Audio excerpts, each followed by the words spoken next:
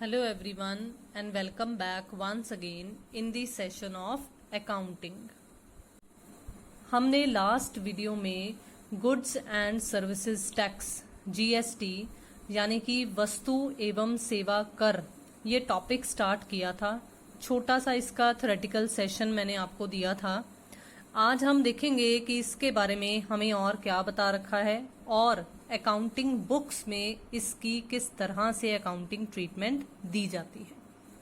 So starting with the various types of GST, हमें goods and services tax के कितने प्रकार हैं ये पता होने चाहिए, क्योंकि ये बहुत इंपॉर्टेंट रोल प्ले करेंगे जब हम अकाउंटिंग ट्रीटमेंट के अंडर जर्नल एंट्री पास करेंगे, जीएसटी से रिलेटेड जर्नल एंट्री पास करेंगे, तो हमें इन तीनों के बारे में नॉलेज जरूर होनी चाहिए। देखो, जो सबसे पहली कैटेगरी है वो है based on intra state sales. पहले तो आपको इंट्रा स्टेट सेल्स का मतलब पता होना चाहिए कि इसका मतलब क्या होता है। देखो, इंट्रा स्टेट का मतलब होता है जो किसी स्टेट के अंदर ही हो, मतलब राज्य के अंदर ही हो। जैसे अगर मैं पंजाब में रह रही हूं, मैं विद इन पंजाब ही पंजाब की हद के अंदर रहकर ही सिर्फ पंजाब की हद तक ही कवर कर रही हूं अपना बिजनेस। मैं पंजाब से हरियाणा या पंजाब से राजस्थान सेल नहीं कर रही हूं, तो मैं बोलूंगी कि मैं इंट्रा स्टेट सेल्स कर रही हूं। ठीक है, मतलब जब within one particular state ही सेल्स की जाती हैं, उस स्टेट से, जिस स्टेट में आप ड्वेल कर रहे हो, उस स्टेट से बाहर आपका बिजनेस अगर नहीं जा रहा है, आप सेल परचेज नहीं कर रहे हो, तो आपका जो जीएसटी है वो इंट्रा स्टेट सेल्स की कैटेगरी के अंडर कवर होगा। अब इसमें दो तरह के टैक्सेस लगाए जाते हैं, इम्पोज किए जाते हैं। एक होता है सेंट्रल जीएसटी और दूसरा होता है स्टेट जीएसटी। देखो, जो सेंट्रल जीएसटी होता है उसको शॉर्ट फॉर्म में सीजीएसटी बोल देते हैं, और जो स्टेट वाला होता है उसे शॉर्ट फॉर्म में एसजीएसटी बोल दिया जाता है।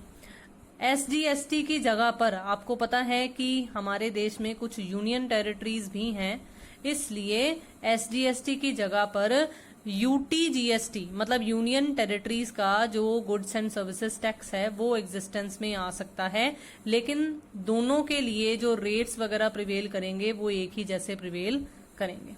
ठीक है, अब मुद्दे की बात समझो कि क्या है। मान लो इंट्रा स्टेट कोई ट्रांजैक्शन की गई है, सेल की गई है, और मैंने आपको क्या बताया है कि जब इंट्रा स्टेट सेल्स होंगी तो कौन से दो जीएसटी एग्जिस्टेंस में आएंगे, एक सेंटर वाला और एक स्टेट वाला। ठीक है, मान लो कि जो जीएसटी इंट्रा स्टेट सेल्स हुई हैं उसमें जो जीएसटी का रेट है इंट्रा स्टेट के केस में, लेट्स सपोज कि वो 18% है। अब मैंने आपको क्या बताया है कि ये आगे दो कैटेगरीज में डिवाइड होता है, एक सीजीएसटी की फॉर्म में डिवाइड होता है और एक एसजीएसटी की फॉर्म में डिवाइड होता है। दो तरह के टैक्स प्रिवेल करते होते हैं इंट्रा के केस में। तो अगर दो तरह के प्रिवेल करते हैं तो ये 18% जो है वो हाफ हो जाएगा, मतलब 9% सीजीएसटी के केस में आ जाएगा और 9% बाकी का बचा हुआ हाफ वो एसजीएसटी के हिस्से आ जाएगा। ठीक है, अब इसकी बात समझो, ये किसके पास जाएंगे? जो 9% ये सीजीएसटी है वो तो जाएगा सेंट्रल गवर्नमेंट के पास। जो एसजीएसटी, ये 9% वाला एसजीएसटी है, ये जाएगा स्टेट गवर्नमेंट के पास। ठीक है, मतलब ये तो जाएगा राज्य सरकार के पास, लेकिन ये हमारी सेंट्रल गवर्नमेंट के पास चला जाएगा। ठीक है, अब देखो, अब समझो कि ये जो सेकंड कैटेगरी हमें बता रखी है वो क्या कह रही है। सेकंड कैटेगरी है बेस्ड ऑन इंटर। देखो, स्पेलिंग में फर्क है, दोनों का मीनिंग भी फर्क है। अगर आपको इंट्रा स्टेट सेल्स समझ में आ गया तो आप इंटर स्टेट सेल्स आसानी से समझ सकते हो, क्योंकि ये बिल्कुल इसके ऑपोजिट है। इंटर स्टेट सेल्स में अब क्या है, जब आप सेल्स अपनी एक पर्टिकुलर रीजन से भी बाहर, मतलब मान लो आपका बिजनेस पंजाब में, फिर से मैं एग्जांपल लूंगी, मान लो आपका बिजनेस पंजाब में एस्टैब्लिश्ड है, ठीक है, आप पंजाब को कवर करने की बजाय आप अदर स्टेट्स भी कवर कर रहे हो, अदर स्टेट्स में भी आप माल सेल कर रहे हो, तो उस केस में ये इंटर स्टेट सेल्स बन जाएंगी, या यूं कह लो इंटर स्टेट ट्रांजेक्शन्स बन जाएंगी। और उस केसेस में जो जीएसटी एग्जिस्टेंस में आएगा वो आएगा इंटीग्रेटेड जीएसटी, जिसको शॉर्ट फॉर्म में आईजीएसटी बोला जाता है। इसमें जिसमें मैंने इंटरस्टेट सेल्स को कवर किया है, इसमें फॉरेन ट्रेड, मतलब जिसमें हम कहते हैं ना कि हम बाहर से गुड्स मंगवा रहे हैं, इंपोर्ट ऑफ गुड्स हो रहा है, बिल्कुल इसी तरीके से अगर हम किसी बाहर फॉरेन कंट्री को सेल कर रहे हैं तो वो एक्सपोर्ट ऑफ गुड्स भी, मतलब एक तरीके से आयात और निर्यात, इन दोनों को भी इस इंटरस्टेट वाली सेल्स वाले टैक्स में यानी कि आईजीएसटी में कवर किया जाएगा। उन पर कौन सा टैक्स लगेगा? उन पर आईजीएसटी वाला टैक्स लगेगा। अगर विद इन स्टेट है तो उन पर कौन से टैक्सेस लगेंगे? उन पर सेंट्रल और स्टेट वाले जीएसटी लगेंगे।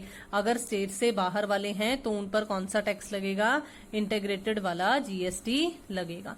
मुझे उम्मीद है कि ये जो मैंने टाइप्स आपको समझाई हैं और जो मीनिंग आपको समझा दिया है वो मीनिंग आपको समझ में आ गया होगा। ठीक है, अब देखो बहुत ही ध्यान से, मैंने आपको इंट्रास्टेट वाले में एक एग्जाम्पल लेकर बताया कि किस तरह से ये हाफ हाफ डिवाइड हो जाता होता है, सीजीएसटी और एसजीएसटी, और एक हाफ पोर्शन जो है वो सेंट्रल गवर्नमेंट के पास चला जाता है और जो एसजीएसटी वाला होता है वो स्टेट गवर्नमेंट के पास रह जाता होता है, जिसकी स्टेट में वो ट्रांजेक्शन हुई हो। अब ये समझो कि ये जो आईजीएसटी होता है यानी कि जो हमारी है इंटर स्टेट वाली सेल्स, अब इसमें क्या होगा? देखो मान लो कि इसमें जो भी परसेंटेज हमें दी हुई है, पहली बात तो ये कि अगर 18% है तो ये 18 ही रहेगा, ये हाफ नहीं होगा। ये आईजीएसटी सेंट्रल गवर्नमेंट के पास जाएगा। सेंट्रल गवर्नमेंट एक प्रिस्क्राइब्ड रेट के हिसाब से अपने आप बाद में शेयरिंग करेगी स्टेट गवर्नमेंट के साथ, जो उनके प्रिस्क्राइब्ड रेट्स होंगे एट दैट पर्टिकुलर टाइम, वो उस हिसाब से इसको डिवाइड कर लेंगे। इससे हमें कोई इतना ज्यादा सोचना या हमने इसकी कोई अकाउंटिंग ट्रीटमेंट नहीं देनी है या समझनी है, तो हमें सिर्फ इतना पता होना चाहिए कि कौन सा टैक्स किसके पास जाता है। ठीक है, सिर्फ थ्योरेटिकल पॉइंट ऑफ व्यू से हमारे लिए इतना जानना सफिशिएंट है। अब मैं आपको, क्योंकि मैंने आपको स्टार्टिंग में बता दिया कि हम अकाउंटिंग ट्रीटमेंट समझेंगे, तो अब हम समझेंगे कि ये जो गुड्स एंड सर्विसेज टैक्स है इसकी अकाउंटिंग ट्रीटमेंट क्या होती है, इसका अकाउंटिंग प्रोसीजर क्या फॉलो किया जाता है। देखो हमने मीनिंग ऑफ अकाउंटिंग में, मैंने आपको कहा था मैं साइड बाय साइड धीरे धीरे कर कर अकाउंटिंग के मीनिंग्स आपको क्लियर करती चली जाऊंगी साथ साथ में। तो हमने क्या देखा? हमने सबसे पहले ये आइडेंटिफाई किया कि कोई भी ट्रांजैक्शन मॉनेटरी नेचर की है या नहीं है। अगर है मॉनेटरी नेचर की तो हम उसे रिकॉर्ड करेंगे। ठीक है, अब रिकॉर्डिंग में हम क्या पढ़ चुके हैं? हम जर्नल एंट्रीज, जिसे बुक्स ऑफ ओरिजिनल एंट्री कहा जाता है, जिसमें फर्स्ट टाइम किसी एंट्री को रिकॉर्ड किया जाता है, हम वो रिकॉर्डिंग सीख चुके हैं। ठीक है, तो अब हम देखते हैं कि फर्दर इन्हीं जर्नल एंट्रीज में अगर हमें जीएसटी से रिलेटेड एंट्रीज आती हैं, अगर हमारे पास ऐसी ट्रांजैक्शंस आती हैं जिनमें जीएसटी इन्वॉल्व्ड है, तो उस वक्त जो जर्नल एंट्री है वो किस तरीके से पास की जाएगी। ठीक है, तो देखेंगे अब जर्नल एंट्रीज। लेकिन फिर से क्योंकि हमारे पास इंट्रा और इंटर दो हैं, तो हम एक बार आज सिर्फ और सिर्फ इंट्रा स्टेट सेल से रिलेटेड ही कुछ ट्रांजैक्शंस समझेंगे। सो देखिए, सबसे पहले हम सीखेंगे journal entries in case of intra state में for the purchase of goods.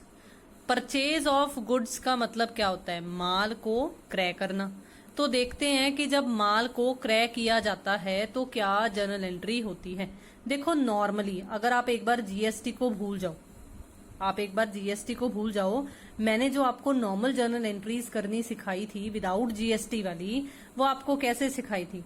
Purchases आपको सिखाया था कि डेबिट होता है हमेशा जब भी हम गुड्स परचेज करते हैं, और अगर वो कैश बेसिस पर हो तो टू कैश अकाउंट क्रेडिट हो जाता है, अगर हमने चेक के थ्रू, बैंक के थ्रू पेमेंट की हो तो हम टू बैंक कर देते हैं। अगर उधार वाली ट्रांजैक्शन हो तो क्रेडिटर का नाम आ जाता होता है, मतलब जिससे हमने खरीदे हैं, जो गिवर ऑफ गुड्स बनता है उसके हिसाब से हम उसे क्रेडिट कर देते होते हैं। लेकिन जब जीएसटी एग्जिस्टेंस में आ जाता है, जब जीएसटी का केस आ जाता है, तो उस केस में इनपुट वाले जीएसटीज एग्जिस्टेंस में आते हैं। आपको लास्ट वीडियो में ये बात समझाई गई थी, जिसमें आपको ये क्लियर किया गया था कि जब भी हम गुड्स परचेज करते हैं तो उस वक्त जीएसटी पे करना होता है, और वो कस्टमर्स से फिर बाद में कलेक्ट किया जाता है on the sale of goods पर।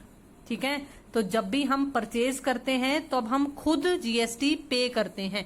और अगर मैं आपको पेमेंट के हिसाब से बताऊं तो हमने ये भी समझा था कि इसे एज अ कॉस्ट नहीं लेना है, इसे एज अ एसेट लेना है, क्योंकि ये रिकवरेबल है, ये हम कस्टमर से बाद में रिकवर कर सकते हैं। एसेट्स का बैलेंस हमेशा डेबिट बैलेंस होता है, इसीलिए जब भी हम गुड्स परचेज करेंगे तो इनपुट जीएसटी एग्जिस्टेंस में आएगा। ये भी आपको लास्ट वीडियो में समझाया गया था। और क्योंकि हमने इसे एज एन एसेट ट्रीट करना है और एसेट्स का हमेशा डेबिट बैलेंस होता है, तो इनपुट जीएसटीज को हम क्या करेंगे, डेबिट करेंगे, अलग अलग करेंगे, क्योंकि हमने इंट्रा वाले में दो तरह के देखे थे, एक सीजीएसटी और एक एसजीएसटी। अगर कोई यूनियन टेरिटरी है तो उस केस में यूटीजीएसटी एग्जिस्टेंस में आ जाएगा, लेकिन दोनों ही क्या होंगे, डेबिट होंगे। तो मुझे उम्मीद है कि ये जर्नल एंट्री आपको समझ में आ गई होगी। अभी मैं आज कोई इसका प्रैक्टिकल क्वेश्चन नहीं करवा रही हूं, जब प्रैक्टिकल क्वेश्चन करवाऊंगी तब बताऊंगी कि कौन से वाले अकाउंट में कितनी अमाउंट लिखी हुई आएगी। तो मुझे उम्मीद है कि ये ट्रांजैक्शन की जर्नल एंट्री किस तरह से पास की जाती है वो आपको समझ में आ गई होगी। फिर से दोबारा से कि पहले भूल जाओ, पहले नॉर्मली सोचो। अगर नॉर्मली आपको जर्नल एंट्री बनानी आती है तो बस इनपुट वाले जीएसटीज एग्जिस्टेंस में लेकर आने हैं। परचेज ऑफ गुड्स के बाद अब हमारे पास जो सेकंड जर्नल एंट्री बनती है वो बनती है from the sale of goods of point of view. मतलब सेल ऑफ गुड्स अगर हम करते हैं तो उसकी जर्नल एंट्री कैसे होगी।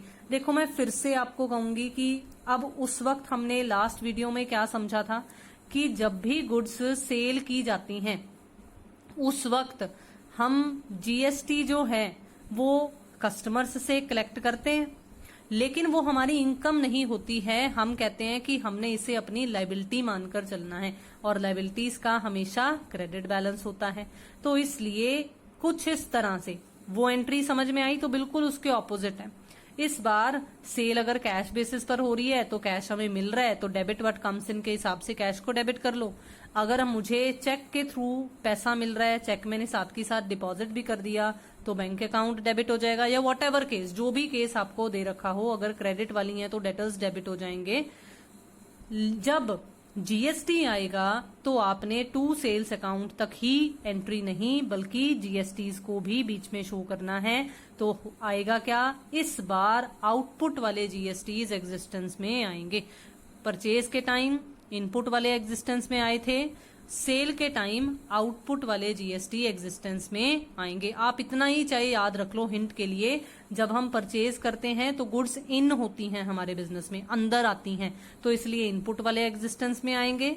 जब हम सेल्स करते हैं तो गुड्स बाहर जाती हैं, आउट जाती हैं, तो आउटपुट वाले जीएसटीज एग्जिस्टेंस में आएंगे। ठीक है, तो मुझे उम्मीद है कि ये दोनों जर्नल एंट्रीज आपको समझ में आ गई होंगी। अब देखेंगे कि अगर इन दोनों की रिटर्न्स दे रखी हो हमें तो किस तरह से जर्नल एंट्री पास की जाएगी।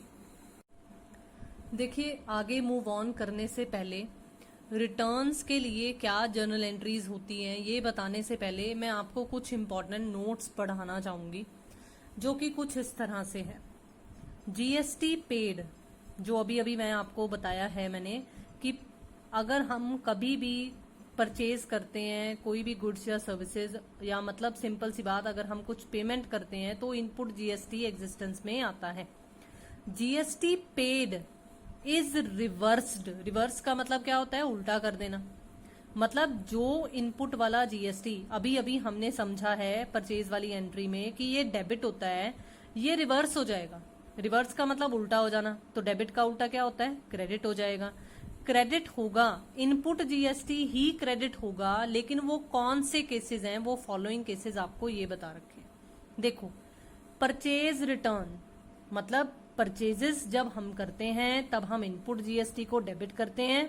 अगर परचेजेस का उल्टा परचेज रिटर्न है, तो जब परचेज रिटर्न्स हम एंट्री पास करेंगे परचेज रिटर्न के लिए, तो उस वक्त जो इनपुट जीएसटी है वो क्रेडिट होगा। तो याद रखना है आपने कि जब हम परचेज रिटर्न से रिलेटेड जर्नल एंट्री पास करेंगे तो उस वक्त जो जीएसटी क्रेडिट होगा वो आउटपुट वाला नहीं होगा। हमने इनपुट जीएसटी के ही इफेक्ट को कैंसिल करना है। जब परचेज की थी तो डेबिट किया था, अब अगर परचेज रिटर्न कर रहे हैं तो क्या कर देंगे? क्रेडिट कर देंगे। बिल्कुल इसी तरीके से देखो, goods taken by the proprietor. अब अगर आपको नॉर्मल जर्नल एंट्री याद हो, हमने goods taken by proprietor drawings वाला क्या किया था? Drawings account debit to purchases, यही किया था ना। तो देखो फिर से अब इस एंट्री में भी परचेजेस क्रेडिट होंगी। अब अगर परचेजेस क्रेडिट हो रही हैं, सेल्स के पॉइंट ऑफ व्यू से गुड्स बाहर नहीं जा रही हैं, तो इनपुट वाला जीएसटी भी उल्टा कर देना है, मतलब उसका इफेक्ट भी कैंसिल कर देना है, उसे भी रिवर्स कर देना है, उसे भी हमने क्या कर देना है? क्रेडिट कर देना है। गुड्स लॉस्ट और स्टोलन, अब देखो फिर से यही लॉस्ट बाय फायर भी किया है हमने, लॉस्ट बाय थेफ्ट वाले कंसेप्ट भी नॉर्मल जर्नल एंट्रीज में हम पढ़ कर आए हैं। तो इन एंट्रीज में भी हमने क्या देखा था कि परचेजेस क्रेडिट हो जाती थी। तो यहां पर भी इसीलिए ये जो इनपुट वाला जीएसटी है वो रिवर्स हो जाएगा, क्रेडिट हो जाएगा। इसीलिए बेटे मैंने आपको कहा था कि हमें नॉर्मल जर्नल एंट्रीज जो हम पहले टॉपिक कवर करके हटे हैं सारा का सारा, वो सारा का सारा टॉपिक हमें क्लियर होना चाहिए। जब तक हमें बेसिक वो books of original entry, journal entry जब तक हमें नहीं क्लियर होगी, हमें आगे आने वाले चैप्टर्स क्लियर नहीं होंगे। ये जल्दी से समझ में इसीलिए नहीं आएगा, इसलिए आपको जर्नल एंट्रीज की नॉलेज जरूर होनी चाहिए। बिल्कुल इसी तरीके से ये गुड्स डिस्ट्रॉयड है, तो अब मैं नाम बताऊंगी आपको जिन केसेस में ये इनपुट वाला जीएसटी रिवर्स हो जाएगा, मतलब क्रेडिट हो जाएगा। Goods distributed as free sample, वो एडवर्टीजमेंट वाला concept. Goods given away as gift और चैरिटी, वो दान वाला कंसेप्ट। इन सब में परचेजेस अकाउंट क्रेडिट हो रहा है, इसलिए परचेजेस के साथ ही जो इनपुट वाला जीएसटी है वो भी क्रेडिट हो जाएगा। अब ये भी याद रखना कि कहीं अकेला इनपुट जीएसटी लिखकर क्रेडिट मत कर देना। जीएसटी हमने दो तरह के पढ़े हैं इंट्रा स्टेट के केस में, एक हमने पढ़ा है सेंट्रल वाला और एक हमने पढ़ा है स्टेट वाला, तो दोनों ही क्रेडिट हो जाएंगे। ठीक है। अब देखो बिल्कुल इसके ऑपोजिट आपको सेल रिटर्न का जो मैंने एक कंसेप्ट और बताना है आज, बिल्कुल उसके साथ का आपको यहाँ पर सिमिलरली करके लाइन लिखी हुई है कि बिल्कुल इसी तरीके से आउटपुट वाला जीएसटी भी रिवर्स हो जाएगा, डेबिट हो जाएगा। किसके केस में? सेल्स रिटर्न के केस में। जब परचेजेस से उल्टा हो रहा है तो इनपुट जीएसटी भी उल्टा कर दो, रिवर्स कर दो। जब सेल्स के अगेंस्ट उल्टा सेल्स रिटर्न हो रहा है तो जो आउटपुट वाला हम क्रेडिट करते होते हैं उसे भी हमने उल्टा कर कर रिवर्स कर कर क्या कर देना है? डेबिट कर देना है। अभी फिलहाल मैं सिर्फ इतना टॉपिक ही यहाँ का कवर कर रही हूँ, ये आगे वाला अभी नहीं कवर कर रही हूँ, सिर्फ इतना, क्योंकि मैंने अभी आज आपको सिर्फ और सिर्फ परचेज रिटर्न और सेल रिटर्न के पॉइंट ऑफ व्यू से एंट्रीज और बतानी है। तो देखो, फॉर दी परचेज रिटर्न जो क्रय वापसी है उस अगर वो हो जाए, क्रय वापसी के होने पर क्या जर्नल एंट्री पास की जाएगी? देखो, क्रेडिटर्स को हम डेबिट कर देते थे। क्रेडिट बेसिस पर जब हम ट्रांजैक्शन करते हैं तभी ऐसा होता है ना, डेबिट द रिसीवर हो जाएगा। जिसको हमने वापस की उसके पास गुड्स वापस चली गई तो वो रिसीवर ऑफ गुड्स बन गया, इसलिए क्रेडिटर्स क्या हो जाएंगे? यहाँ पर डेबिट हो जाएंगे। जो लास्ट एंट्री में हमने क्रेडिट किए थे जब हमने उनसे परचेज किया था, परचेज रिटर्न अकाउंट क्रेडिट हो जाएगा। ये हम सब बेसिक जर्नल एंट्रीज वाले चैप्टर में सब ये कर आए हैं कि परचेज रिटर्न अब क्रेडिट हो जाएगा। और देखो, जो इनपुट वाले डेबिट किए गए थे वही दोनों सीजीएसटी भी और एसजीएसटी भी दोनों क्या हो जाएंगे? क्रेडिट हो जाएंगे। बिल्कुल इसी तरीके से देखिए क्या होगा, सेल्स रिटर्न के पॉइंट ऑफ व्यू से भी जब हम एंट्री करेंगे तो उस केस में भी जब विक्रय वापसी होगी, सेल्स रिटर्न अकाउंट डेबिट हो जाएगा, आउटपुट वाले दोनों डेबिट हो जाएंगे, और इस बार डेटर जो है वो क्रेडिट हो जाएगा। क्यों? क्योंकि जैसे वहां क्रेडिटर था तो क्रेडिटर को हमने डेबिट कर दिया था। बिल्कुल इसी तरीके से यहाँ पर जब हमने सेल्स की थी तो बंदा हमारा डेटर बना था और हमने उसे डेबिट कर लिया था। अब वो सेल्स रिटर्न हो गई हैं तो वो अब हमारा डेटर नहीं रहेगा, कम हो जाएगा हमारा डेटर का बैलेंस, इसलिए डेटर्स को हम क्रेडिट कर देंगे। या सिंपल सी बात, यहाँ पर हम क्रेडिट द गिवर, ये बंदे ने हमें वापस कर दी गुड्स, तो वो तो देने वाला बन गया ना, उसने वापस कर दी, तो डेटर्स यहाँ पर क्रेडिट हो जाएंगे। तो सेल्स रिटर्न और परचेज रिटर्न, मुझे उम्मीद है कि इन दोनों के पॉइंट ऑफ व्यू से जो मैंने आपको आज जीएसटी के बारे में बताया वो भी फुल फ्लेज, और जो आपको 4 बेसिक जर्नल एंट्रीज बताई, अकाउंटिंग ट्रीटमेंट बताया आपको आज जीएसटी को लेकर, वो आपको समझ में आया होगा। सो आज के लिए इतना सफिशिएंट है। काइंडली सब्सक्राइब दी चैनल अगर आपने अभी तक चैनल को सब्सक्राइब नहीं किया है। शेयर कीजिए वीडियोस को, लाइक कीजिए वीडियोस को। Thank you so much for watching the video. Do comments also. Thank you so much and have a nice day.